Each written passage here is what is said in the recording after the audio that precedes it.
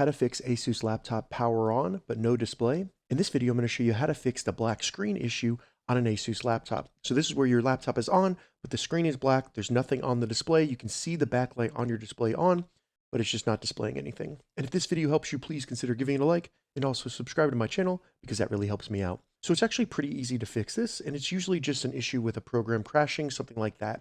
So the first way to fix it is going to be with a keyboard button combination. What we're just going to do is hold down the Shift key, the Control key, the Windows button, and B at the same time for just a couple seconds. You might hear it make a noise. You might see your mouse come back, like on mine, or it may bring back the full display. That was just a quick reset of the GPU on our computer. Now, if it didn't come back fully, don't worry. All we need to do is do a hard reset, and this will not affect the files on your laptop. So to do that, first find the power button on your laptop, and on mine, ASUS laptop, it's up here in the top right. It may look a little bit different, or it may be in a little bit of a different position.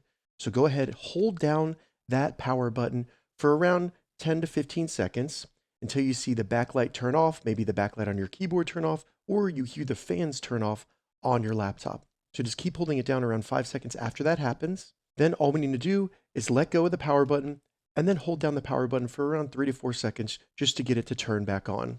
Now it may take about 5 seconds longer for it to boot up, but after that time you should see the display come back on and you should see the logo, and now we have fixed the black screen error on an ASUS laptop. If this video helped you, give it a thumbs up and please consider subscribing to my channel.